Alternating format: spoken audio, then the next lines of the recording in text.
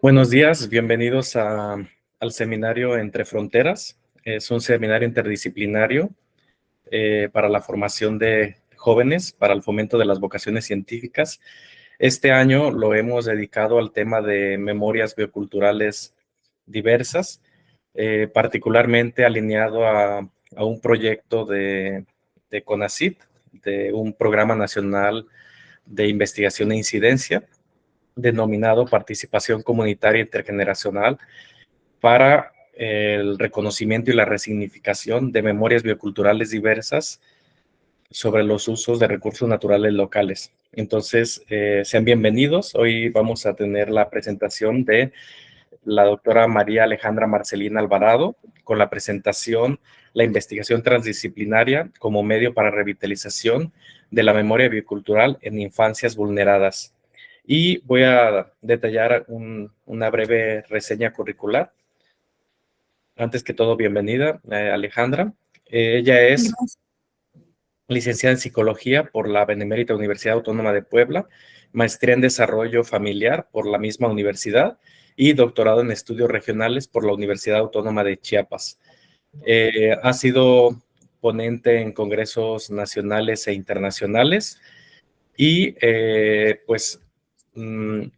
participa como investigadora asociada en un proyecto de intervención comunitaria, que es también un PRONACES en salud y alimentación, que es promoción de hábitos y estilos de vida saludables en comunidades vulnerables, que es por parte del CONACYT, y es la responsable particularmente de promover el diálogo inter y transdisciplinario entre el cuerpo de investigación y las comunidades para la generación de la propuesta y varias actividades que relaciona en ese sentido. Es personal técnico científico del proyecto de filosofía de la educación, reflexiones para la formación pedagógica transdisciplinar de la Universidad Nacional de Ecuador, con quien también tiene vinculaciones. Otros aspectos relacionados interesantes, además de todo lo que ha comentado, es que tiene un posicionamiento epistemológico transdisciplinar que justifica el interés por la recuperación de los saberes prácticos, orales, emocionales, espirituales y resilientes. Entonces, particularmente de las infancias, que es parte de lo que nos va a presentar el día de hoy. Bienvenida y pues adelante. Muchas gracias, doctor Martín. Pues he tenido el gusto de acompañarlos durante ya varias sesiones, varias conferencias que se han dado en este espacio y me parece que lo que se ha tratado ha sido significativo. Hablo a nombre de los estudiantes, pero también a nombre mío, porque, bueno, a mí me ha permitido conocer las perspectivas de investigación de otros quienes trabajan en el campo, ¿no? Entonces, quiero agradecerle, doctor Martín, por la presentación y por el espacio que me ha dado. He escuchado particularmente la conferencia previa, los estudiantes hablaron un poco de su perfil profesional y pues me parece que tengo afinidad con algunos de ellos. Mi formación inicial es como psicóloga general, pero me he decantado un poco más por el campo del área clínica. Sin embargo, el destino, las situaciones que se me han presentado o puesto de frente, me han traído al campo de la investigación en materia educativa. Por ello, he decidido pues aglutinar tanto la investigación transdisciplinaria, que es un posicionamiento que conozco, como la memoria biocultural en infancias vulneradas. Como el doctor Martín ha comentado al inicio, tengo experiencia en el campo de intervención en comunidades vulneradas. Entonces, pues por eso he decidido presentar esta conferencia. Casi siempre inicio hablando de los conceptos fundamentales. En este caso hablaré de física clásica, física cuántica, paradigma, transdisciplinaridad, IAP, y finalmente hablaré de algunas propuestas que se han formulado en Latinoamérica sobre el método transdisciplinario para la revitalización de las memorias bioculturales en las infancias vulneradas. Entonces, como he dicho, digamos que voy a ir paso a paso, y esto para intentar, ¿no?, dar cuenta de pues, la idea general. ¿no? La primera pregunta que debemos hacernos es qué es vulnerabilidad y qué son los recursos disponibles de una comunidad. La vulnerabilidad puede ser vista desde tres perspectivas diferentes. Desde una perspectiva social, tendría que referirse entonces a las condiciones sociales, factores como pobreza, la exclusión, la falta de acceso a los servicios básicos, entre otros elementos que pueden afectar la calidad de vida de una persona o de un colectivo de personas y de su bienestar. También puede hablarse de una vulnerabilidad social que es resultado de la desigualdad de las estructuras sociales que limitan las oportunidades de las personas. Tras el establecimiento de un Estado, recae en este último la responsabilidad de diseñar, aplicar medidas que han sido orientadas a proteger a los individuos de los potenciales excesos y abusos de su propio poder. Entonces, desde esta perspectiva, obviamente la vulnerabilidad no constituye una condición inexorable en la que los individuos se encuentran destinados a padecer a lo largo de sus vidas, ¿no? O de toda su existencia, y descargando así en el Estado benefactor la responsabilidad primordial de salvaguardar a los ciudadanos. Y finalmente, la vulnerabilidad también puede ser comprendida desde una perspectiva existencial, es decir, todas las personas, todos los seres humanos somos vulnerables o vulnerados por nuestra propia condición humana, ¿no? Independientemente de nuestras circunstancias económicas. Ahora bien, también hay que preguntarnos qué son los recursos. Algunos autores les nombran recursos, otros les llaman soportes o sí, apoyos comunitarios. Esos recursos pueden ser tangibles o intangibles, es decir, materiales o simbólicos. Algunos de estos recursos han sido detectados de manera consciente por la comunidad, otros tantos no son detectados de manera consciente por la comunidad. Algunos de ellos son legales y algunos otros son ilegales. Pongo un ejemplo, algún mecanismo ilegal que puede ser diseñado por las comunidades vulneradas. Puede ser, por ejemplo, la violencia de género, incluso puede ser las prácticas de alcoholismo o el impedir el acceso de extraños a las comunidades, ¿no? Son apoyos o son recursos o son soportes que le sirven a las comunidades para mantenerse, para sostenerse y para sobrevivir, ¿no? Entonces, cuando nosotros trabajamos con este tipo de fenómenos de vulnerabilidad, es necesario reconocer la vulnerabilidad multidimensional desde una perspectiva social e histórica, pero también aquellos recursos o apoyos con los cuales cuentan las mismas comunidades. Bueno, son los conocimientos locales tecnocientíficos? Estos son complejos, suelen ser diversos, son transmitidos de manera oral y escrita. Suele decirse, por ejemplo, que las comunidades marginadas son analfabetas. Sin embargo, estas comunidades, si bien no, algunas de ellas, ¿no? Algunas personas no logran escribir, la capacidad de escritura, sí tienen la capacidad oral y es una forma de alfabetización que es necesario revitalizar y revalorar. También se construye y se transforma, ya sea por repetición o por la memoria. Son poseídos por diferentes miembros de la comunidad, es decir, los conocimientos locales dependen de muchos factores. La aprehensión de estos conocimientos, por ejemplo, depende de factores tales como el género, ¿no? Las mujeres no suelen tener los mismos conocimientos locales tecnocientíficos que los hombres. O también pueden haber diferencias por la edad. No son los mismos conocimientos tecnolocales y tecnocientíficos que puede tener un niño a un anciano, ¿no? Entonces, cuando nosotros hacemos un proceso de intervención, es necesario detectar estas diferencias o estas convergencias entre los elementos de la comunidad. También la memoria colectiva se puede transmitir de manera vertical y de manera horizontal. ¿Qué quiero decir con esto? Bueno, puede transmitirse obviamente de las generaciones adultas o adultos mayores a las infancias o a las adolescencias, pero también es posible transmitirlas de cultura a cultura, ¿no? Por ejemplo, sabemos que cuando hay comunidades que están cercanas o que son aledañas, hay elementos culturales que digamos que se van moviendo, ¿no? Van transmutando precisamente por estas interacciones interculturales. Y bueno, en cuanto a biocultura, Hay muchísimas definiciones que podemos encontrar, ¿no?, a lo largo de la revisión bibliográfica, pero aquí les he traído dos que me parece que son significativas, ¿no? La primera es definida como la intersección de la diversidad biológica, cultural y lingüística, y la segunda como la intersección de la biodiversidad, la etnodiversidad, la agrodiversidad, ¿no? En definitiva, si bien los autores pueden identificar diferentes elementos que interretroactúan, estos movimientos pues dependen obviamente del posicionamiento teórico del investigador, ¿no? Entonces, bueno, hasta el momento hemos definido estos 4 conceptos: vulnerabilidad, recursos, memoria y biocultura.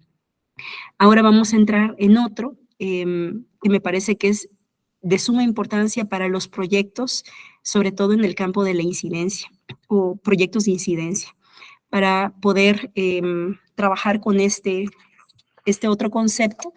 Ahí pediría que hiciéramos un pequeño ejercicio. Voy a quitar un momento mi presentación, pero es precisamente para que, bueno, es de manera estratégica, ¿no? No sé si todos tienen por ahí papel y lápiz a la mano, ¿sí? Y si no lo tienen, bueno, en la computadora pueden anotarlo. Es un ejercicio muy sencillo, nos vamos a tardar tal vez 2 minutos, ¿ya? Para poder detectar este concepto, les pido que, así de manera improvisada, con una hoja de papel y lápiz, empiecen a escribir con su mano derecha su nombre completo.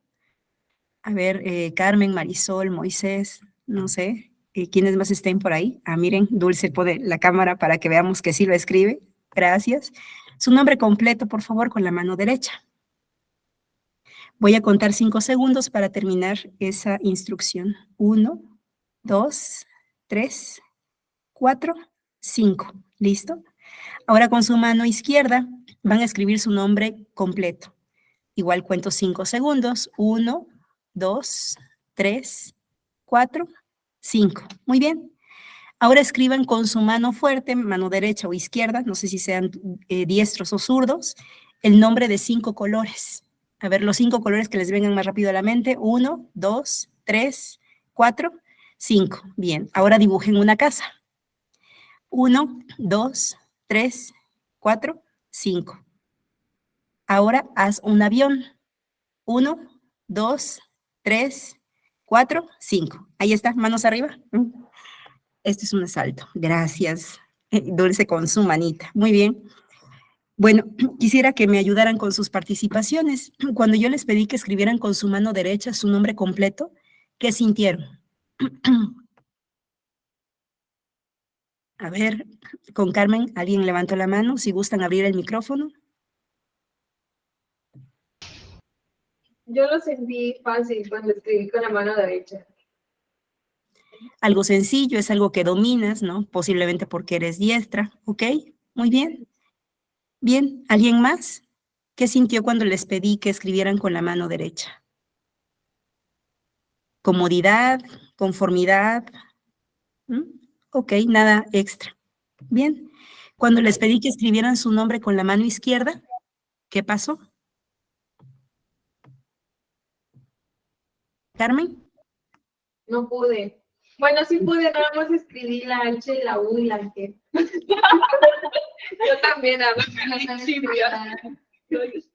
Claro, queda medio chueco, en el momento te causa como incomodidad, molestia, ¿no? Desesperación, algunos pudieron haber entrado como en crisis, ¿ok? Bien, ¿por qué? Porque sales de tu zona de confort, ¿no? Normalmente escribes con tu mano derecha, hacerlo con la mano izquierda, te saca de tu zona de confort, tu zona de conocimiento y de comodidad. Cuando les pedí que escribieran el nombre de 5 colores, sin antes decirme quién escribió rojo, puede levantar la mano. Ok, 1, 2. Quienes no tienen la cámara, bueno, pueden levantar su mano virtual para decirme. Ok, Salma, Marlene. Muy bien, ¿quiénes escribieron azul? Ok, hasta el doctor Martín, ok. Salma, Marlene, Diana, Dulce, Marisol, muy bien. No sé qué otro color, tal vez verde. ¿Quién escribió verde? Ok, muy bien. También es un color que han escrito de manera frecuente. Si yo les hubiera pedido, igual que escribieran el nombre de 5 animales, tal vez se les hubiese ocurrido perro y gato, ¿no? Por default. Ahora bien, después les dije, dibujen una casa. ¿Podrían decirme cómo es esa casa que dibujaron? Mi casa tiene una ventana. ¿Tiene una ventana? Ok. Tiene una ventana y una puertita. Ay, bueno, no vamos a estudiar los dibujos, ¿verdad? Pero mi casa es chiquita. No es el HTP, no se preocupen. No, Ok. A ver, ¿qué tan chiquita es tu casa? Es más grande que mi casa. Generalmente, a ver, Salma por ahí estaba. Salma, ¿cómo es la casa que usted dibujó? Bueno, por ahí estaba Salma. No sé si la mayoría de las casas fueron dibujadas así como en 2 aguas. ¿Alguien dibujó la casa con un techo como partido a la mitad? Como estas casas tipo americanas, ¿sí? Algunos dibujaron estas ventanas cuadradas con, no sé, la cruz en medio, tal vez el techo con las láminas o las tejas, pero las casas, si ustedes las comparan entre sí, pueden ser bastante parecidas, ¿ya? ¿Ok? Ocurre lo mismo que cuando hablamos de los nombres de animales o de colores, ¿no? Suelen ser bastante repetitivos. Ahora bien, finalmente les di la indicación, haz un avión. ¿Qué hicieron? ¿Podrían comentarme? ¿Qué es lo que hicieron cuando les pedí, haz un avión? ¿Alguien podría decirme? No, está bien. La verdad, yo me rendí. Salma se rindió, ok. ¿Alguien dibujó un avión? ¿Quiénes dibujaron el avión? Mi avión está chiquito y tiene 3 ventanitas y está muy chueco, la verdad. Parece más como un pez, yo siento. No, sí parece, la idea sí parece un avión. Parece tiburón. Si se dan cuenta, la indicación, ¿cuál fue? ¿Me recuerdan cuál fue la indicación que les di? ¿Quién recuerda? Tienen el micro apagado, chicas. ¿Recuerdan cuál fue la indicación que les di? No les dije dibuja un avión, les dije haz un avión. Entonces pudo haber sido, ¿no? Hacer el avión con un trozo de papel, ¿ya? Ahora bien, vamos a reflexionar un poco este ejercicio. ¿De qué es lo que se dieron cuenta al ustedes seguir las indicaciones? Por ejemplo, cuando les pedí dibujen una casa, generalmente dibujan como este prototipo americano de casa. ¿Alguien de aquí dibujó algún iglú? ¿O alguien de aquí dibujó, por ejemplo, una manzana que pudiese ser una casa de un gusano? No lo sé. ¿Alguien dibujó otra cosa que no hubiese sido esa estructura? No, ¿verdad? Bueno, ¿qué se dan cuenta con este ejercicio, no? Cuando yo les pido que sigan algunas instrucciones y casi todos o todas suelen tener respuestas muy similares. ¿Sí se dan cuenta? Ok, pongámosle un nombre a esto. ¿Qué es lo que pasó? ¿Pudiesen decírmelo con una frase o con una palabra? ¿Cómo se llama este fenómeno de repetir las respuestas? No sé, los dejo ahí un momentito. ¿Me podrían decir? Adelante. Creo que alguien con Carmen quiere hablar. Bueno, aquí hay 2 respuestas, inconsciente colectivo y programación mental. Ok, muy bien. Inconsciente colectivo, programación mental. ¿Alguien más? Ese inconsciente colectivo, esa programación mental o esos esquemas mentales repetitivos, ¿podrían tener algún nombre en el campo de la investigación? ¿Qué nombre le darían ustedes a estos encuadres mentales o cuadros mentales, a esos patrones repetitivos? ¿Qué nombre le podrían dar en el campo de la investigación? Marisol, ¿alguna idea? No. ¿Alguien de ahí que está con Carmen, alguna idea? ¿No? Ok. Bueno, Víctor, ¿anda por ahí? Víctor Alfaro. ¿Tiene alguna idea? No quiere participar tampoco. Ok. A ver, Víctor, Sí, doctora, aquí estoy, pero a ver, dígame. igual y me quedé después de los 5 segundos, ya no pude Ok. continuar. Y no, estoy pensando, pero Ujú. en un momento le digo. Ok, estos esquemas, estos encuadres mentales, estas eh, suposiciones compartidas, le vamos a dar el nombre de paradigma. ¿Han escuchado esa palabra? ¿Paradigma? ¿Sí la han escuchado antes? ¿Sí? Ok, vamos a ver entonces qué es un paradigma. Vuelvo a compartir mi pantalla. Me dicen, por favor, cuando la vean.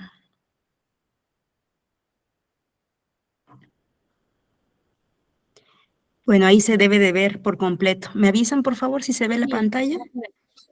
Ya se ve. Bueno, en Thomas Kuhn, no sé si han escuchado de él.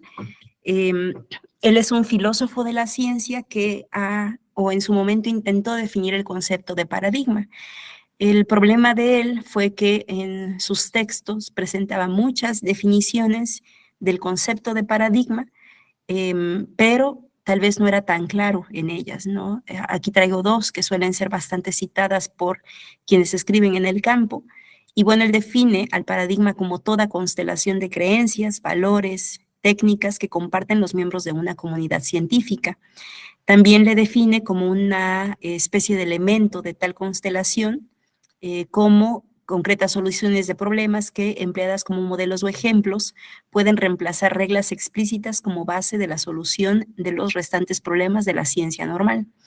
En otras palabras, para él el concepto de paradigma hacía referencia al conjunto de teorías, metodologías, valores que comparte un grupo de científicos. Por ejemplo, varios de aquí dijeron que eran psicólogos, ¿no? Entonces, en el campo de la psicología, nosotros hemos estudiado diferentes paradigmas, ¿no? Por ejemplo, el paradigma constructivista. Las personas que se mueven en ese campo suelen tener un discurso afín, ¿no?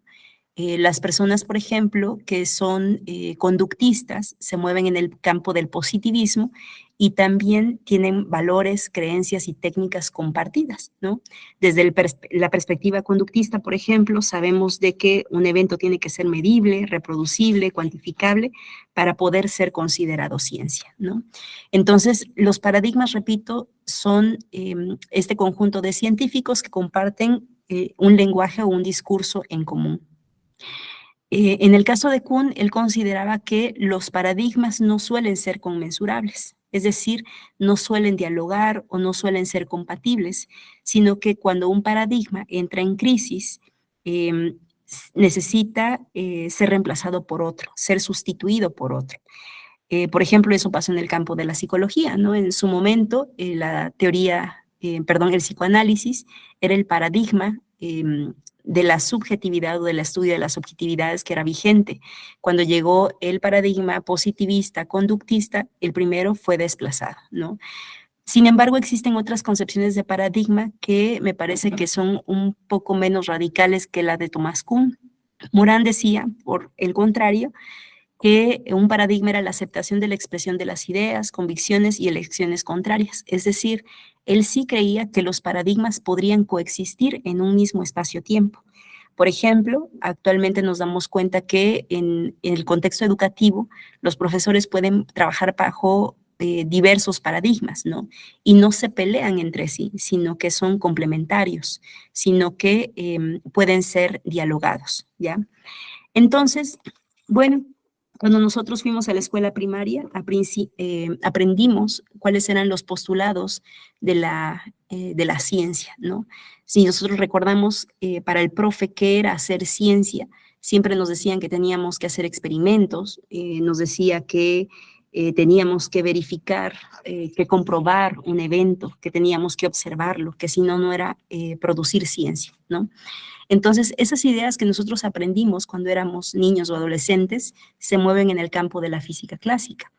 En la física clásica se dio más o menos por ahí del siglo XIX, XVIII, y tuvo, digamos que, un auge este campo.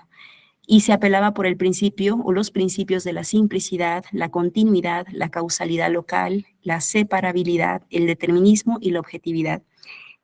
No voy a entrar en detalle en cada uno de estos postulados, porque creo que los conocemos muy bien, pero voy a aterrizar en algunos. Por ejemplo, en cuanto a simplicidad, en esa época, por ahí del siglo XVIII-XIX, se dio una fragmentación del saber increíble. De hecho, hay autores que han buscado ramificar las diferentes áreas del saber existentes a la fecha. En 1994, Julie Klein, que es una investigadora del campo de la transdisciplina, identificó más de 8.300 diferentes ciencias. Es decir, la totalidad de la realidad fue fragmentada en miles y miles de campos, ¿no? Eso obviamente tuvo aportes significativos, por ejemplo, en materia de ciencia y materia de tecnología. Sin embargo, también atrajo problemas muy grandes, sobre todo en el tratamiento que se le dio a la naturaleza o a otros seres humanos, ¿no? Por ejemplo, cuando se trata de experimentación con animales, eso, si lo ponemos en diálogo con alguna otra disciplina que hable, por ejemplo, sobre valores o sobre ética o sobre, sí, axiología en términos generales, podría ser cuestionada, ¿no?, esta forma de intervención. Y bueno, también hay otros tantos postulados como el de la objetividad. En su momento se creía que existía una relación dialéctica entre sujeto y objeto. Tú como sujeto podrías observar al objeto y no intervenir en él y no cambiar la percepción o el fenómeno, ¿no?, a partir de tu visión. Sin embargo, con el paso del tiempo, los físicos comprendieron que la realidad no se mueve de esa manera, ¿no?, que existe un mundo microscópico, un mundo cuántico que se mueve bajo leyes diferentes, ¿ya? La física clásica prácticamente se dedica al estudio de los objetos grandes o de las velocidades grandes. Sin embargo, la física cuántica se dedica al estudio de fenómenos microscópicos y que se mueven a velocidades extremas, ¿ya?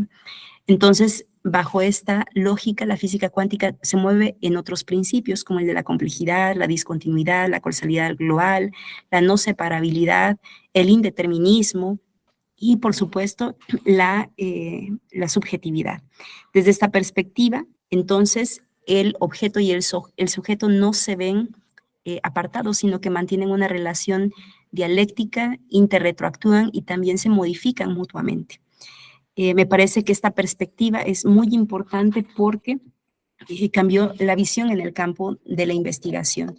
No podíamos ver a un objeto sin modificar su estructura, ¿ya? Entonces, bueno, aquí les traigo un video que quisiera reproducir para que me dicen, por favor, si se ve, si se escucha, perdón, porque generalmente te muestran una pantallita donde te dice si el audio se activa o no, pero en esta ocasión no lo veo. Se suele decir que la ¿Lo ciencia escuchan? más avanzada no... ¿Sí se puede escuchar? Sí, Se escucha bien. Ok, Nada más si lo puedes dejar en perfecto. pantalla completa y muy bien. Claro, voy. Se suele decir que la ciencia más avanzada no se diferencia de la magia, y la física cuántica es un gran ejemplo de ello. Tan sorprendente es esta teoría que algunos de los físicos más renombrados de la historia, como el mismísimo Einstein, se negaron a aceptarla. Pero a un siglo de sus inicios, la física cuántica no solo se ha ganado su lugar, sino que está en el albor de una revolución. La física cuántica es una rama de la ciencia que estudia la naturaleza a escala atómica y subatómica. En otras palabras, estudia el mundo de lo pequeño, de las moléculas, los átomos y sus componentes. Hay algunos que probablemente conozcas, como los electrones, protones y neutrones. Pero también existen otros menos famosos, como los quarks o gluones. Este mundo, que no podemos ver a simple vista, es distinto al que sí podemos observar en el día a día. De hecho, sus leyes son tan distintas a las del mundo que nos rodea que desafían el sentido común. Por ejemplo, si suelto esta pelota, todos sabemos lo que va a pasar, porque hemos visto caer cosas al suelo infinitas veces desde que somos bebés. O sea, todos tenemos incorporadas ciertas nociones básicas de la llamada física clásica. Pero esa intuición no funciona para la física cuántica. El reconocido físico español, José Ignacio Latorre, lo explica así. Te propongo un experimento. La idea es que yo salgo a la calle y veo un coche que está aparcado. Pues lo que ha pasado ahí, aunque no somos conscientes de ello, es que una partícula de luz, un fotón, ha ido contra la chapa del coche, ha rebotado y ha venido aquí abajo. Si no existiera ese portador de la información, pues no, yo no sabría que hay un coche en la calle. Lo que pasa en el mundo subatómico es que en vez de un coche hay un electrón. Cuando le llega esa partícula de luz, le produce una alteración incontrolable. Le inyecta energía, lo envía lejos de donde está. Entonces, esa es la gran idea que justifica o que fuerza un cambio de paradigma, ¿no? Y es que en el proceso de medir alteramos lo que medimos. Es cuando uno mide, cuando uno observa algo, lo modifica. ¿Difícil? Volvamos para atrás. Para observar, tiene que haber algo que interactúe con lo observado y vuelva a nosotros. En este ejemplo, es un fotón, un pequeño haz de luz que viaja hasta la chapa del auto, o la rueda, o el vidrio, da igual, rebota y regresa a nuestra retina. El coche es macroscópico y los fotones no le hacen nada. En cambio, cuando el fotón lo que hace es chocar contra un electrón, sí que lo afecta, y mucho. En proporción, es como si al coche, en vez de enviarle un pequeño haz de luz, le enviaras un cohete gigante. Tras la colisión, el auto no seguirá ahí quietito e intacto en el parque. De ahí deriva la idea de que a nivel cuántico, medir cambia aquello que mides, porque estas partículas son tan pequeñas y tan livianas que cualquier acción que hagas contra una de ellas las altera. En lo práctico, esto quiere decir que no podemos saber con precisión cómo opera este mundo de lo ultra pequeño, aunque eso incomodara a Einstein. No podemos hablar de posiciones y velocidades. Por ejemplo, en la física clásica es posible decir con precisión dónde en el mundo me encuentro yo, que soy un conjunto de millones y millones de átomos. Pero a escala atómica y subatómica, solo se puede hablar de la probabilidad de que una partícula esté en cierto lugar en determinado momento. A un nivel más abstracto, la física cuántica empujó un cambio de paradigma que trascendió las fronteras de la ciencia y llegó hasta la filosofía. Es que esta teoría cuestiona la propia noción de realidad, de saber, de conocer. La gran paradoja es que este mundo de probabilidad e incertidumbre ha dado lugar a aplicaciones increíblemente precisas. El mejor ejemplo de ello son los relojes atómicos, que como le indica su nombre, utilizan átomos para medir el tiempo con una precisión impresionante y que son responsables del funcionamiento de los GPS. Pero también ha permitido desarrollar el láser, la resonancia magnética, la fibra óptica y más. Incluso hay científicos que creen que estamos cerca de una segunda ola cuántica, dado los enormes avances que se están logrando en la manipulación de partículas aisladas. Controlar la materia a nivel atómico nos permitirá desarrollar tecnologías revolucionarias. Es diseñar medicamentos y no ya esperar a encontrarlos por ensayo y error. Es crear inteligencias artificiales imposibles de diferenciar de los humanos. Es incluso soñar con la teletransportación. Es como si fuera magia.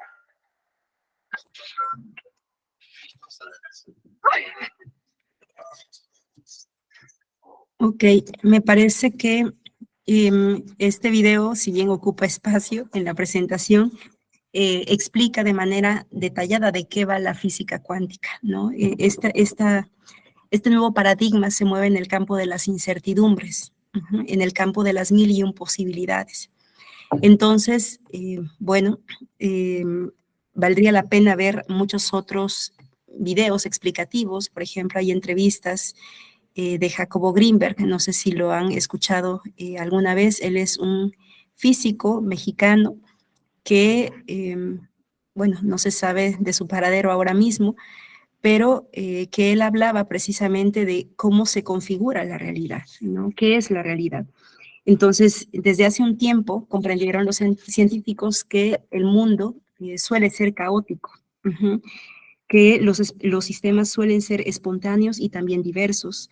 Entonces, estos transitaron de la idea de que el mundo existe independientemente de nuestra percepción a pensar que la conciencia humana está siempre interconectada con aquello que llamamos realidad. Este señor Jacobo Grinberg, que es el que aparecía en la diapositiva anterior,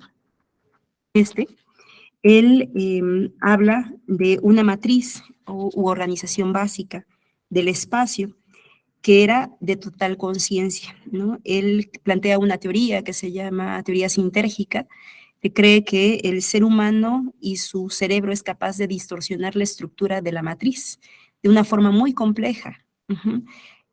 ¿Cómo ocurre esto? Bueno, el cerebro tiene alrededor de 10, 12 millones de neuronas y cuando se da una alteración o ocurre una alteración y se une a otra, se forma una macrodistorsión compleja. Entonces, lo que pensaba Greenberg es que la percepción surge como resultado de la interacción entre el campo neuronal y la matriz del espacio.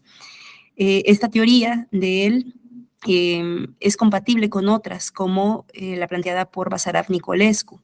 Ambos refieren que existen diferentes niveles de percepción que se fundan en diferentes niveles de conciencia. ¿Ya? De ahí que, por ejemplo, hay personas que tienen mayor capacidad receptiva a través de los oídos, otras a través del tacto, otras a través del olfato, ¿no? Entonces son diferentes niveles de la realidad. También existen diferentes niveles de conciencia en las comunidades indígenas, con los sabios indígenas o con los chamanes, que obviamente surge de la experiencia. Las personas que perciben el mundo de cierta manera, entonces es porque es distinta su percepción, es distinta su experiencia de la realidad, por el simple hecho de haber nacido en otra cultura. Entonces, esta perspectiva de la mecánica cuántica, de la física cuántica, lo que te hace es comprender que lo que tú conoces como realidad puede ser diferente a la que otra persona puede percibir como realidad o con un criterio de verdad. Bueno, dentro del campo del pensamiento complejo encontramos a la transdisciplinariedad. Me parece que este método es muy importante porque precisamente la idea de complejidad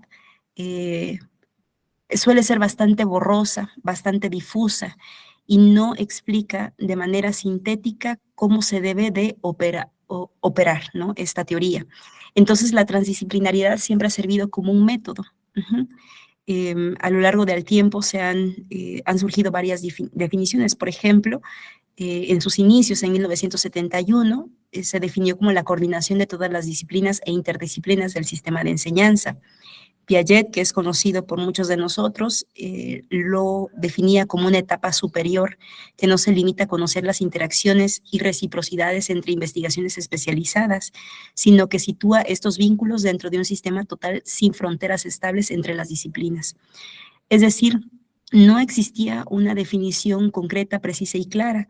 Sin embargo, sí se sabía que la transdisciplina implicaba un ejercicio metacognitivo, es decir, que iba más allá de la interacción entre dos disciplinas o entre dos campos científicos, ¿ya? Por ejemplo, el concepto de Piaget sí es borroso, ¿no? Porque también nos puede apuntar a la idea de que la transdisciplinariedad es una superdisciplina o es una hiperdisciplina, es decir, puede ser comprendido como una ciencia de las ciencias, ¿no? Sin embargo, la mayor aportación de Piaget fue que su comprensión de la transdisciplinariedad hacía alusión a una etapa superior de la interdisciplinariedad. Y bueno, a partir de estos inicios de definición, en 1994 se llevó a cabo un Congreso Mundial de la Transdisciplinariedad en un convento en Portugal. Y bueno, ahí se creó un trabajo de síntesis intelectual y se redactó una carta a la transdisciplinariedad que contiene una postura ética y epistemológica del movimiento. Ustedes pueden buscar así en internet carta a la transdisciplinariedad y ahí vienen de manera explícita cuáles son los postulados de este movimiento intelectual, ¿no? Entonces, bueno, ¿qué es la transdisciplinariedad? Esta apuesta por la especialización disciplinaria y el trabajo interdisciplinario de cooperación, ¿ya? Pero también apela por la inclusión de intereses y de necesidades de las poblaciones en general. Pongo un ejemplo. Bueno, aquí pueden ver del lado izquierdo un esquema. Podemos encontrar dos polaridades. O, por ejemplo, puede ser en este caso la ciencia occidental y puede ser del otro lado, en la otra polaridad, un saber indígena. Entonces, ambas identidades A y no A son conmensurables, pueden ponerse en diálogo, pueden coexistir para explicar un fenómeno o para solucionar un problema social. Pongo otro ejemplo, suelen contraponerse también los saberes disciplinarios o los saberes científicos con los saberes emocionales, ¿no? generalmente te dicen es que tiene más valor el saber intelectual que el saber emocional. Bueno, bajo esta lógica transdisciplinar, bajo esta lógica cuántica, ¿no? Ambos elementos coexisten en el mismo espacio-tiempo, ¿ya? Entonces, si nosotros colocamos dos pensamientos que son contrapuestos, se ubicarían en un nivel de realidad 1. Basarab Nicolescu habla de un nivel de realidad 2 como un nivel de transición, un nivel que implica un salto cuántico en el pensamiento de las personas. Entonces, bueno, esto para explicar que en muchos de los proyectos que han sido generados por ejemplo, CONACYT, apelan por una posición epistemológica transdisciplinaria y recurren a la praxis investigación-acción participativa. Muchos de los proyectos de CONACYT, de hecho, este concepto de transdisciplina ahora tiene un énfasis muy importante en las políticas públicas, ¿no? Ya he dicho que desde una perspectiva transdisciplinaria pueden ponerse en diálogo dos saberes que se contraponen en un nivel de realidad, ¿ya? Estos saberes pueden ser, por ejemplo, extraídos de la naturaleza o los saberes humanos, los saberes disciplinarios y los saberes chamánicos o indígenas. En cambio, la investigación-acción participativa me parece que sus bases son diferentes, porque la transdisciplina surge en Occidente y surge en el campo de las ciencias de la sustentabilidad. En cambio, la investigación-acción participativa surge en Latinoamérica, luego de movimientos sociales. Han surgido intelectuales que me parece que, si bien en el campo de las ciencias sociales han tenido pues bastantes atinos, también algunas de las aportaciones han sido bastante desatinadas, ¿no? Porque muchos de los proyectos de investigación-acción participativa llegan a estas comunidades con una visión paternalista, asistencialista, desarrollista y obviamente patriarcal, ¿no? Me parece que algunas teorías que recupera la praxis investigación-acción participativa son significativas, como estas creadas por las feministas, ¿no? El feminismo me parece que es un movimiento muy importante, llámese feminismo liberal, radical, afrodescendiente, indígena, ecofeminismo, cualquier vertiente, me parece que los alcances han sido significativos. Al igual, estas aportaciones que nos ha dado la teoría crítica o la teoría decolonial, aunque, bueno, al interior de este grupo ha existido disputas muy importantes, ¿no? Sobre, por la lucha, obviamente, del poder, ¿no? Hay críticos como Rivera Cusicanqui, que enfatiza cómo algunos de los autores que se nombran decoloniales se han robado algunas ideas de comunidades afro o de intelectuales afro, ¿no? La investigación-acción participativa, entonces, surge en un campo del conocimiento diferente y tiene obviamente una apuesta diferente, pero ambos posicionamientos creo que convergen, ¿no? Que pueden ponerse en diálogo. La investigación-acción participativa lo que busca es revitalizar los saberes que han sido abandonados o los saberes que han sido violentados por una lógica occidental. Eso no suele hacer la transdisciplina, ¿ya? Precisamente por el lugar de origen de estos dos movimientos. Bueno, en el caso de la transdisciplina y la investigación-acción participativa, ambos, repito, se pueden poner en diálogo para generar propuestas de intervención significativas. Hay un autor que me gusta mucho, que se llama Luis Carrizo, y él genera propuestas de intervención participativa con una perspectiva transdisciplinaria. Y él habla del necesario diálogo que debe de existir entre distintos saberes académicos o científicos, el diálogo entre diferentes lógicas de acción que requieren la participación de múltiples actores y con la sociedad, ¿no? Y las políticas públicas. Entonces, este triple enlace productivo son las comunidades, la ciencia y las políticas. Aquí creo que deben de haber movimientos importantes que tienen que ver con el ejercicio de la conciencia. Las personas debemos de comprender que lo que nosotros conocemos como realidad es relativo, ¿no? Es incierto, puede ser movible. Y de esa manera nosotros cuestionar nuestros saberes que hemos considerado como totalidades o como absolutos. Las políticas públicas también deberían de aceptar, los gobiernos deberían de aceptar la participación del campo científico. Bueno, si digo aceptar, también en ellos recae el poder.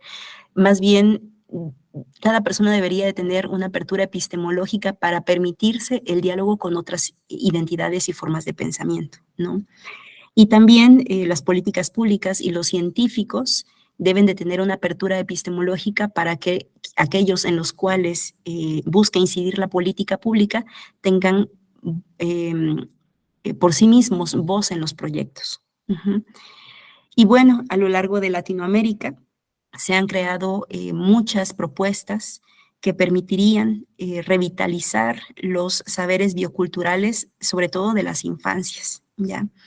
En Ecuador existe una metodología que se llama TINI, que ahora forma parte de las políticas públicas y que ha sido promovida por UNESCO, que consiste en que, por ejemplo, todo niño tiene un espacio, un territorio que debe de cultivar para sí mismo, para otros y para la naturaleza misma.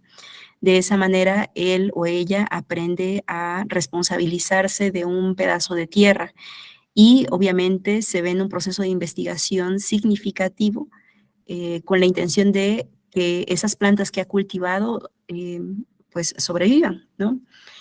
Esta metodología, insisto, me parece que es muy interesante y busca revitalizar los saberes bioculturales de la comunidad. Hay otra metodología que se llama método inductivo intercultural. Este trabaja con el calendario intercultural y con las milpas culturales. Este método ha sido tratado aquí en México a partir del movimiento zapatista, sobre todo en la zona selva, Alto Tzotzil Celtal, y adoptado por el magisterio. Un tiempo se estuvo enseñando en las escuelas normales y los profesores debían de ir a las comunidades para sistematizar la información contenida en ellas, ¿no? Que tiene que ver con las prácticas de siembra y de cultivo, las festividades, los roles y las funciones según el género y según la edad. También recuperaban información obtenida de los adultos mayores, ¿no? De la gente sabia de la comunidad y la sistematizaba junto con los niños. Y a partir de ahí, obviamente, se movía el calendario. Me parece que esa apuesta también ha sido bastante significativa. De hecho, hasta la fecha se sigue aplicando. También fue propulsada por María Bertelli, que no tiene mucho tiempo que falleció. Y también encontramos en la web bastantes otras metodologías, como esta, escrita por Ibarra, que habla de cómo los abuelos y la escucha de los abuelos podría cultivar la memoria biocultural en las infancias. Estas tres apuestas, repito, me parece que son muy importantes y que parten de esta perspectiva transdisciplinaria, ¿no? Y particularmente la intervención intercultural y esta que tiene que ver con la escucha a los abuelos, tienen una perspectiva transdisciplinaria. Y además de investigación-acción participativa, porque como ya he dicho antes, lo que busca es visibilizar y revitalizar los saberes que han sido aplastados por pues la lógica monocultural occidental, ¿ya? Y bueno, la intención era que la compañera Alejandra, la cámara está apagada, la compañera Alejandra pudiese dar algunas conclusiones finales, ¿no? Al respecto del tema, porque ella también ha trabajado con comunidades con la intención de recuperar, ¿no? Información de ellas que les permitiría solucionar problemas de orden ambiental o de orden político incluso. Entonces, bueno, doctor Martín, eso es todo.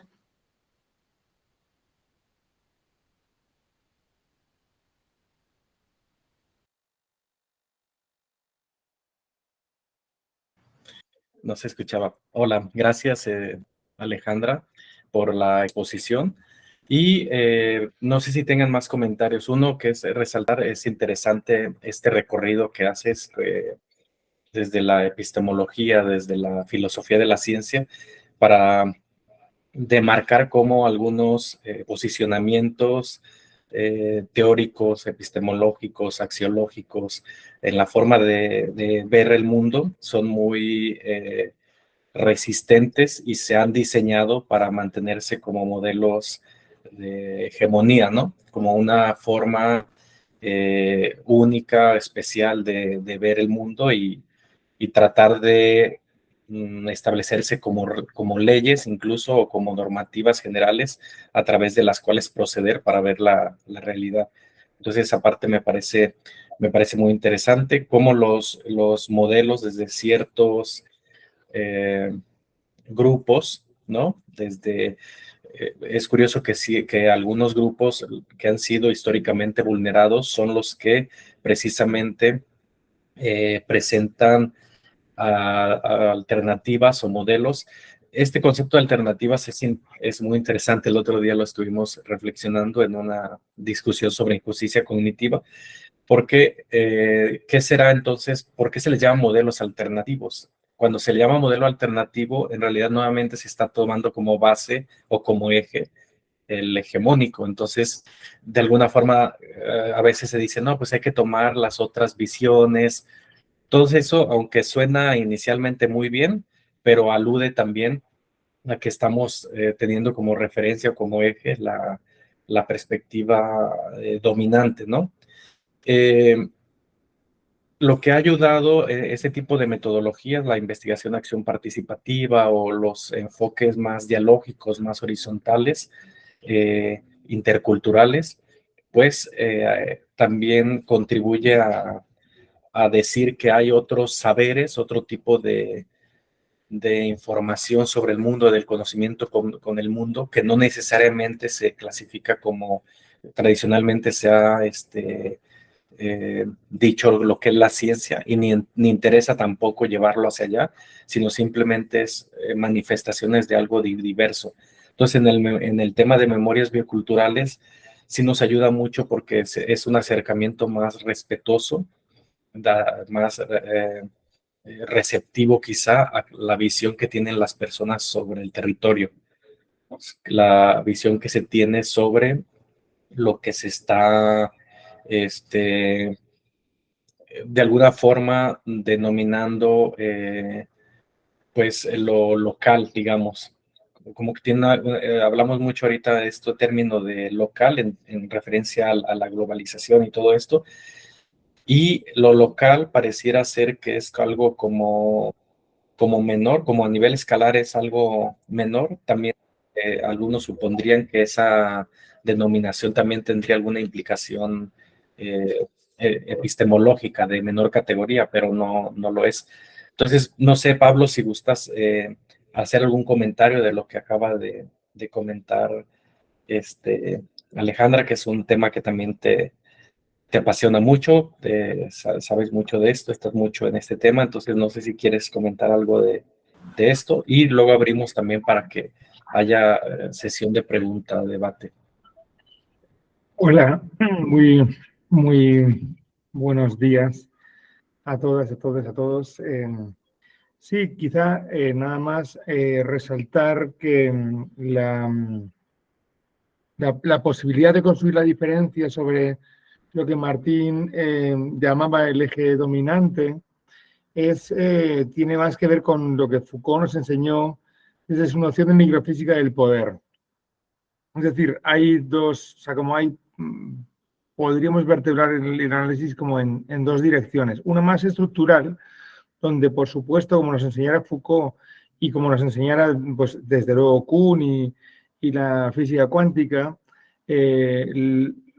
la física cuántica nos enseña que los objetos son modificados por su observador. Es decir, algo que después la etnografía crítica, desde los años 80 sobre todo, como pueden ver, no sé, Clifford, Marcus, Clifford Geertz, tal y como recogen los manuales de metodología cualitativa de Densing y Lincoln, sobre todo, acogieron esta perspectiva justamente problematizando.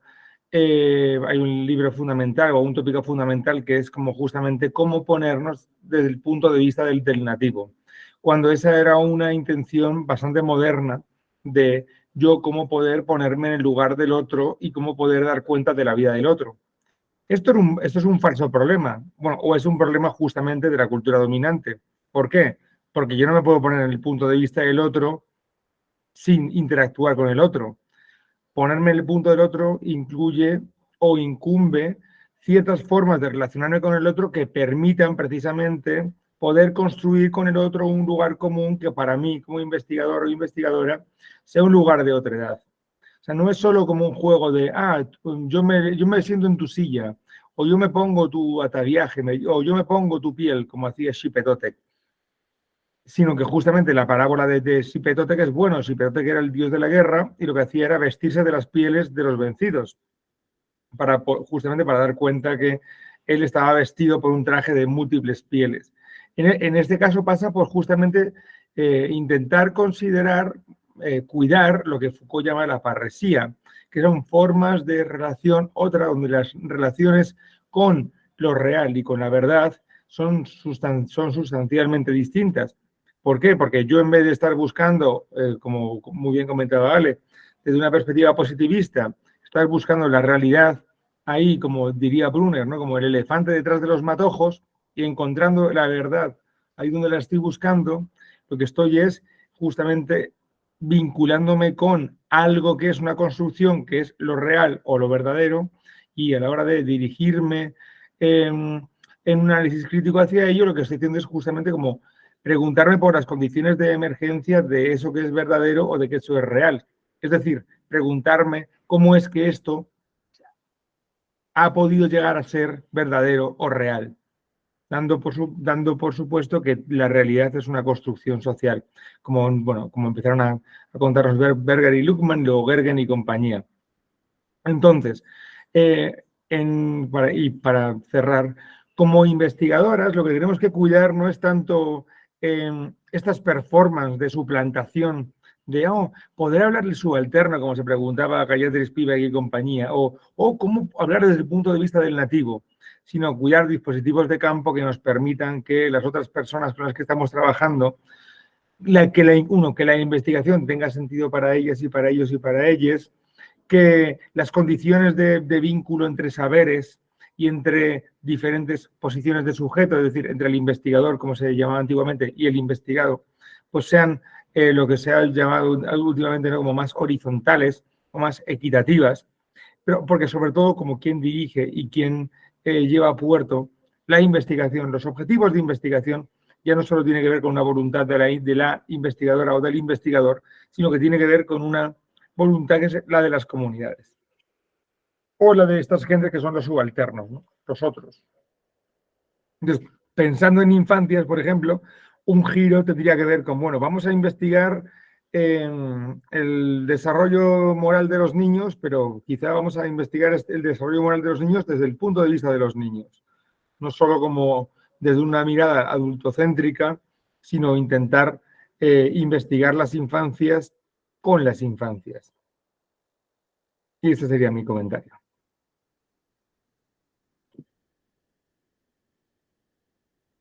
Muchas gracias, Pablo. Pues abrimos ahora para que expresen sus comentarios, dudas, observaciones, algo que les haya generado esta exposición.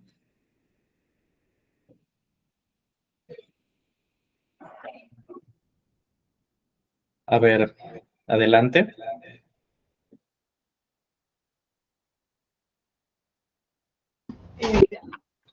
Bien, Aitana. Hola, soy Aitana.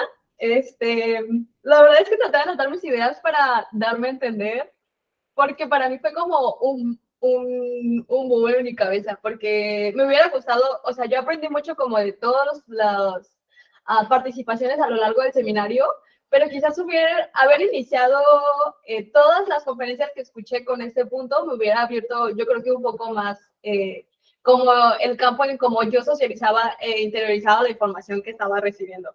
Pero bueno,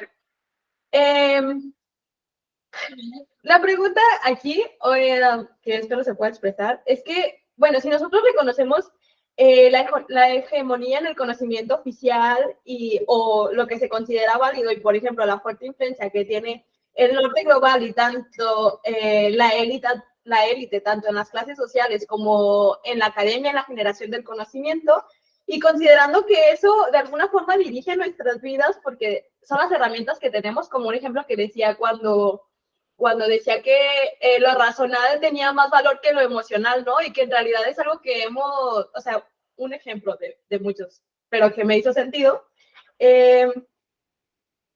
Podría sonar también como la transdisciplinaridad como una utopía, ¿no? Y que por mucho que se busque en la esfera pública con la presencia de las, ¿cómo se dice?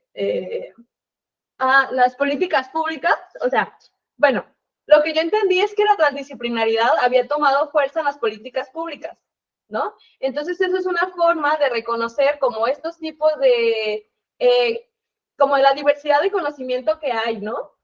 Y de situaciones y de todo. Pero, ¿qué otras prácticas o qué otras propuestas se podrían hacer en el espacio público para que, o sea, fuera de las políticas públicas, me pregunto si hay otra forma más como de adoptar esa transdisciplinariedad fuera de las políticas públicas y la academia? No sé si me doy a entender.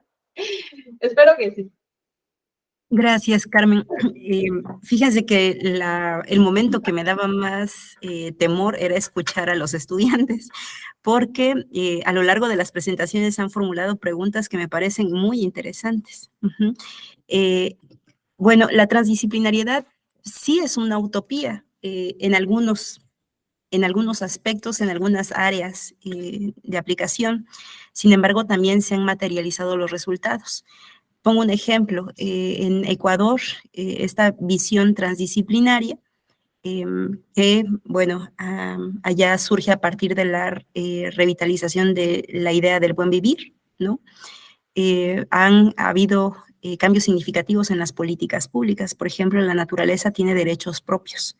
Tú no puedes construir una casa donde pasa un río, porque sus derechos están puestos en la constitución política. Entonces, si bien no le llaman, o bueno, sí, en las políticas públicas aparece este nombre de transdisciplinariedad, pero surge luego de movimientos sociales que se dieron luego de la intervención de intelectuales indígenas. Entonces, si bien puede sonar a utopía, creo que han habido acercamientos bastante significativos, ¿no? O esto que habló hace ratito Pablo, ¿no? En el campo de la investigación también se ha materializado con estas nuevas perspectivas del trabajo etnográfico. Ahora ya sabemos que cuando vamos al campo no estamos viendo la realidad, sino la realidad que hemos construido a partir de nuestra visión. Y eso nos hace ser más respetuosos de las otras personas, ¿no? Y si fuese nombrado como una utopía en algunos campos, creo que también está bien, ¿no? La utopía es algo que se pone allá de frente, en palabras de Galeano, pero que te sirven para seguir caminando, ¿no? Hasta lograrlo. Son apuestas, ¿no? Al fin y al cabo, son útiles para generar nuevas propuestas. Y bueno, fuera del campo de las políticas, creo que puede ser aplicado. La transdisciplina es un concepto que, como he dicho, surge en el campo de las ciencias de la sustentabilidad. Entonces, es un concepto occidental que surge en ese campo y que puede ser aplicado en nuestras vidas, ¿no? Tú, en este caso, eres académica o estás formándote como científica, y puedes adoptar este concepto para nombrar a una postura epistemológica, es decir, una forma de verte, de presentarte ante el mundo. Esa es la transdisciplinariedad. Es definida por Moraes como una actitud ante la vida, ¿ya? Entonces, tú como investigadora puedes tener esta actitud ante la vida. De hecho, por ejemplo, recuerdo a mi bisabuela, ¿no? Mi bisabuela no sabía nada de transdisciplina, es más, llegó a educación básica, ¿ya? Sin embargo, ella era una persona muy respetuosa con otros, ¿no? Con la naturaleza, con los animales, y no conocía esta noción. Es decir, este concepto ha surgido en el campo de la academia, pero no necesitas conocerlo para nombrarte respetuosa del otro, ¿no? Entonces, bueno, Moraes así lo define, ¿no? La transdisciplinaridad es una actitud frente a la vida. Entonces, tú como investigador, por eso se habla de un posicionamiento epistemológico, tendrías que cambiar esta lógica hegemónica por una mucho más resiliente, ¿no? Por una mucho más armónica, una actitud de mayor respeto e incluso sí, de complementariedad, ¿no? Con cualquier otra identidad. No sé si me expliqué, Carmen. Sí, por ejemplo, si estamos hablando del estudio de las infancias desde la transdisciplinaridad, aquí también podríamos incluirlo como un concepto para estudiar como todo esto que conlleva la diferencia de generaciones y de edades. Sí, como la transdisciplina recupera dos niveles de realidad. Entonces, digamos que bajo una lógica tradicional, dos identidades son contrapuestas, ¿no? Por eso en el esquemita puse A y no A. Estas dos identidades pueden ser anciano y niño, puede ser científico e indígena, puede ser blanco, negro, ¿no? Entonces, en un plano de realidad único, bajo una lógica única, bajo una lógica reduccionista, estos se contraponen, ¿no? O eres blanco o eres negro, o eres científico o no eres científico, o pesa la racionalidad o pesa la emocionalidad. Entonces, un salto cuántico te permitiría unir o hacer coexistir más bien, porque no creo que sea correcto hablar de una hibridación, ¿no? Porque un híbrido pierde fuerza. En términos de Rivera, ¿no? Entonces, es más bien la coexistencia de estas dos identidades que suelen ser contrapuestas. Entonces, en el A y no A puedes colocar cualquier identidad, Carmen, ¿ya? Puede ser niño, adulto, puede ser blanco, negro. Me gusta mucho el concepto de Rivera sobre Cheje, ¿no? Toda identidad es un gris jaspeado, es decir, todos estamos manchados de alguna forma. Las visiones tendrían que estar manchadas, nosotros como identidades tendríamos que estar manchados. Nosotros somos indígenas manchados de blanco, ¿no? Creo que ese concepto es muy importante para poder comprender mejor la transdisciplina, ¿no? Es como ese abigarramiento entre múltiples identidades que bajo un nivel dicotómicos suelen estar, ¿no? Posicionadas frente a frente. Entonces, a tu pregunta, Carmen, perdón, me dijiste que te llamabas, perdón. Aitana. Aitana. Puedes poner cualquier identidad, cualquier visión, cualquier idea aparentemente contrapuesta. Ok, gracias. Y disculpe por mis ideas todas revueltas. No, me parece que bastante complejo, ¿no? Que no es lo mismo complicado. Es bastante complejo precisamente porque se mueven en capas sutiles y nosotros que hemos sido formados con una lógica, ¿no? Bastante instrumentalista, pues sí, occidental nos saca, ¿no? De nuestra zona de confort del pensar de otra forma.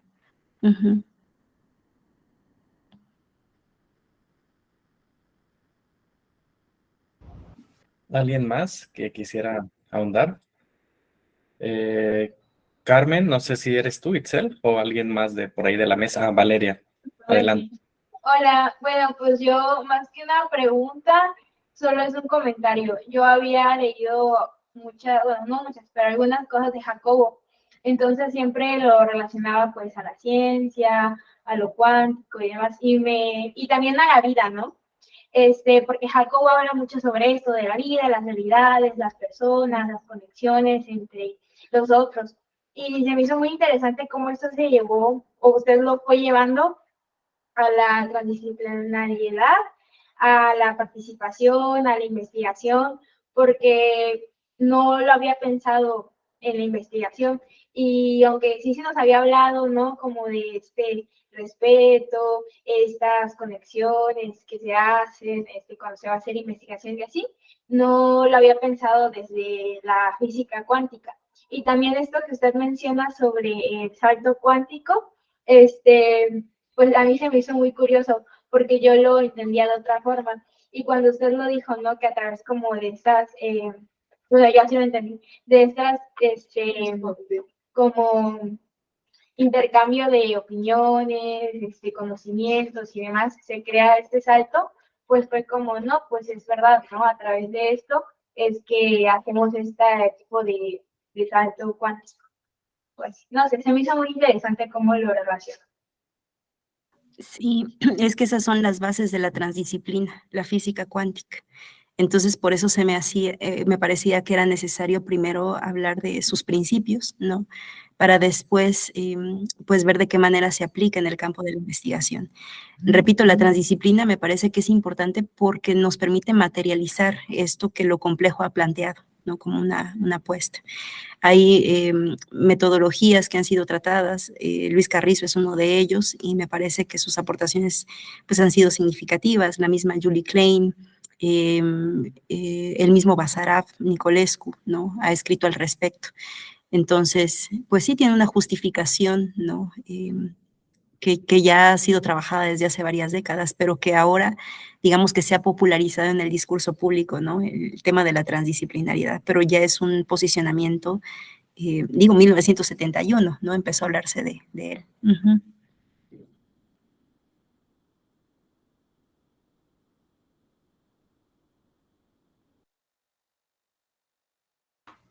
¿Alguien más que quisiera hacer una pregunta? ¿Comentario? Marlene. Hola, buenos días. Más que nada un comentario. A mí me pareció muy interesante todo lo que nos estaba mencionando. Yo estudio Ciencias Políticas y Administración Pública, entonces pues nos enseñan como todo este proceso de cómo es la creación de políticas públicas, ¿no? O lo que en esencia debería de ser. Y veo muy reflejada la transdisciplina en el segundo y el tercer paso de Eugene Bardash, que es como la obtención de la información y las evidencias y la construcción de alternativas, porque se supone que, pues, como debería de ser, el deber ser de las políticas públicas, es que todos los actores del contexto se vean involucrados, ¿no? Que la academia con las diferentes disciplinas esté presente, que el ámbito privado, el público y más que nada la población a quien aqueja esta necesidad. Sin embargo, en todo el lapso de la carrera en el que yo he estado, es que nunca he visto una política pública en el que realmente se vea reflejado la necesidad de las personas, donde realmente vayan y les pregunten y se haga este estudio, ¿no? Normalmente se ven como las políticas gubernamentales que vienen más de arriba hacia abajo, en donde el gobierno decide qué es lo que se debe de hacer. Y creo que justamente las infancias, como lo estamos estudiando, es que ellas participen, que realmente venga desde las necesidades de ellos y ellas, de las niñeces, de esta diversidad, y no desde estas visiones adultocentristas que ya tenemos, ¿no? Y creo que este es el sentido de las investigaciones, de lo que debemos de hacer ahora. Gracias. Gracias, Marlene. Tú obviamente sabes más al respecto, pero hay niveles de participación en el campo, ¿no? Hay desde un nivel informativo hasta un nivel de autogestión. Entonces, también incluso el preguntarles, no sé qué tan pertinente sería, porque aún así quien mantendría esta lógica de construcción sería, ¿no? El Estado. Y la intervención de los niños o de las infancias sería superficial. Entonces, desde el inicio de un proceso o de un proyecto tendría que tener intervención las infancias, pero una intervención activa, una intervención crítica, ¿no? Obviamente este tipo de trabajos lleva mucho más tiempo y implica un esfuerzo interdisciplinar muy grande. Uh-huh. Gracias, Marlene. Gracias. Muy bien, ¿alguien más?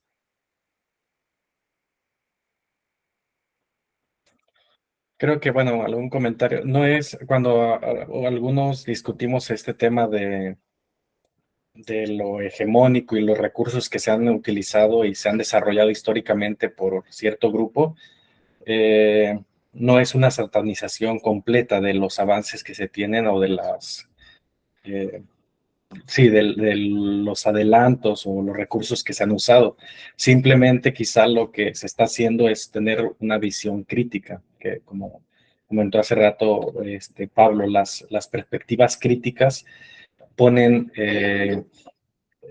conceptualizan, observan, enuncian, resisten y hasta de alguna forma revolucionan todo el tema a partir de cuestionar ciertos procederes, ciertas formas de organización de la información, ciertas hegemonías, y a partir de esa reflexión, ese análisis y después el encuentro con las personas. Es curioso, pero siempre que hacemos investigaciones, casi todo el mundo dice que hace investigaciones con determinados grupos, pero se toman como usuarios nada más, como delatores, como informantes, una construcción. Por eso no sé si iba por ahí también lo que decías, Alejandra, ahora de la pregunta.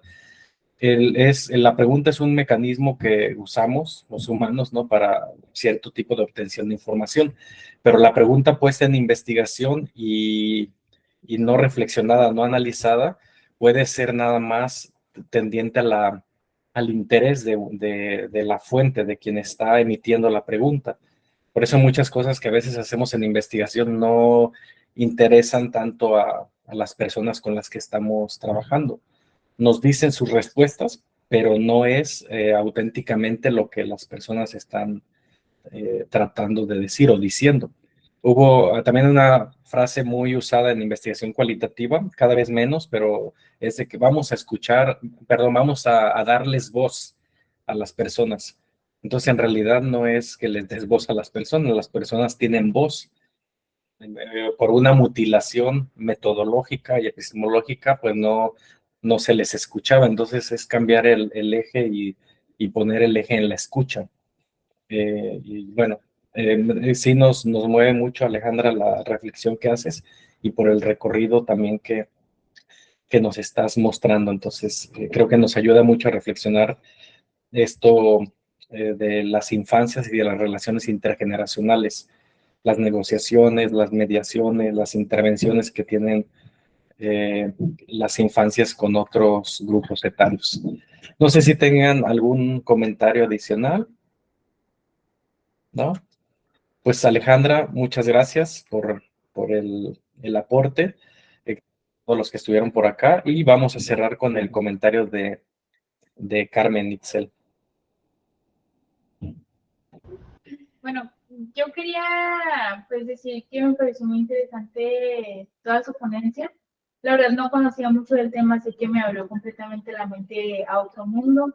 Y pues le quería agradecer eso. Y aparte, por parte de todas mis compañeras, pues queremos saber más sobre el tema. Entonces, queríamos ver si tiene alguna recomendación bibliográfica acerca de este mismo. ¿De qué tema en particular buscan? ¿O proyectos transdisciplinarios? Ok. Los proyectos transdisciplinarios. Ok, si me permite, doctor Martín, le puedo compartir más tarde la información para que la comparta con las compañeras. Claro que sí. Bueno, muchas gracias.